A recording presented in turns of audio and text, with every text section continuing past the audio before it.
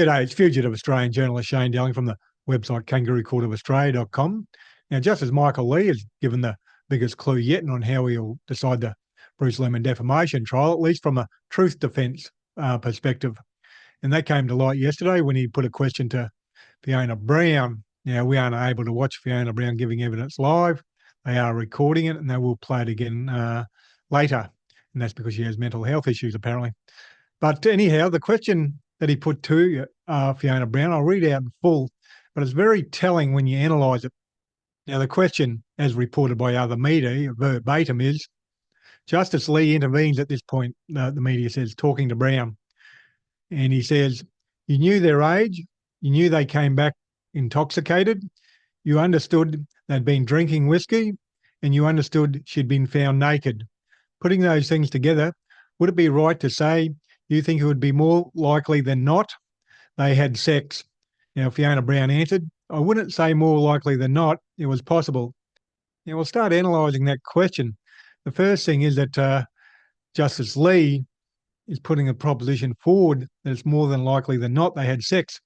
And in a truth defence for rape, the first thing you need to prove is that sex did occur. And once you've decided sex had occurred, or you found there's sufficient evidence to prove that, well, then the next step is, was it consensual, or was the lady raped? In this case, Brittany Higgins, was she raped? Now, that question points to Justice Lee considering that there's sufficient evidence to say that sex did occur, point one. And I'll read you out the court's definition of a balance of probabilities. That's the test that needs to be met. And it says, in simple terms, balance of probabilities means that the court is satisfied that an event occurred if the court considers that the evidence indicates that the event more likely occurred than it did not, beyond a reasonable doubt, which is for criminal offences, is a much higher standard of proof. So in that question to Fiona Brown, Justice Lee is in effect outlining the evidence that supports a viewpoint that on the balance of probabilities, sex did occur. And to me, it sounds like Fiona Brown's being coached, because her response was, I wouldn't say more likely than not, it was possible. Sounds like she's been coached not to agree that on the balance of probabilities. But Justice Lee has outlined all evidence that points to the fact that on the balance of probabilities, sex did occur. And it's really hard for them to backtrack from that. Quite often judges will, act as a devil's advocate and put questions to people, but he's outlined evidence, and the average person looks at that evidence and say it is more likely than not they had sex. And that's the first point that needs to, or first piece of evidence that needs to be met before he can then determine, well, was it consensual, the sex? On Monday, they also had a toxicologist give evidence, and the toxicologist said that Brittany Higgins could have had a blood alcohol level of 0.23. If you've got 0.23 in your system, you're pretty drunk. Now, he based that on the number of drinks she drank and also her weight, etc. And once again, Justice Lee started putting questions to him. He wasn't happy with the questions the barrister had put to him. He wanted further clarification. And he asked the toxicologist, Justice Lee did, about the different levels. How does it affect their decision-making?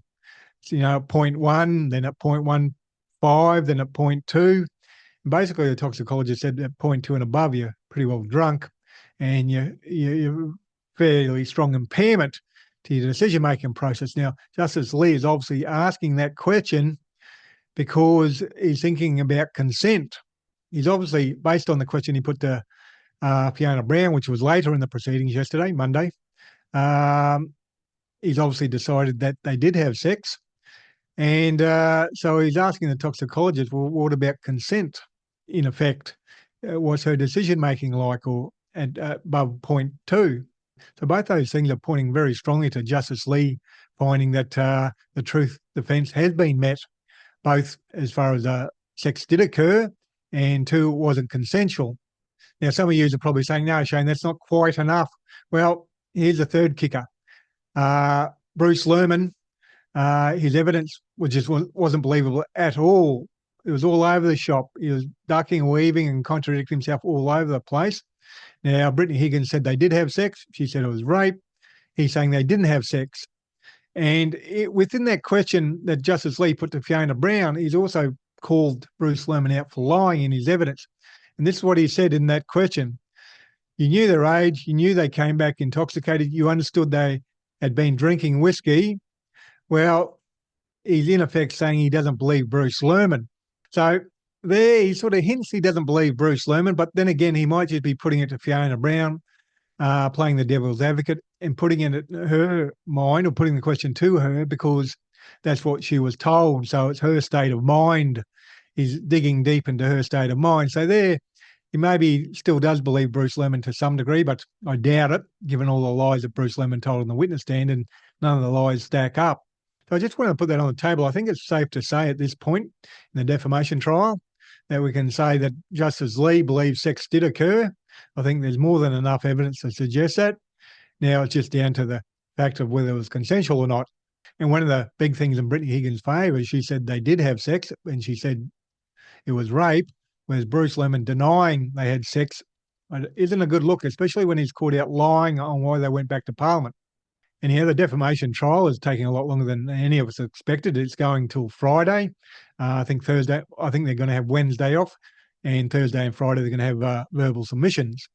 And if you want more information on the Bruce Lerman defamation trial, make sure you visit my website, Kangaroo Court of Australia. I've got a lot of articles there that and make a lot of points that the old media aren't pointing out. Anyhow, Kangaroo Court of Australia is independent media. I publish a website and a YouTube channel, and I'm 100% crowdfunded from viewers like yourself. So please support my Patreon account. I currently have 350 supporters donating $2,437 a month. And I need to get up to about $4,000 a month to become financially viable. So please support that. You can donate any amount, $3, $5, $10, $15, $20, $30, $40, $50 a month, whatever suits your budget. And the link for the Patreon account will be below this video on YouTube and also on my website. And please share this video on social media. On that, thank you for your time and have a good day.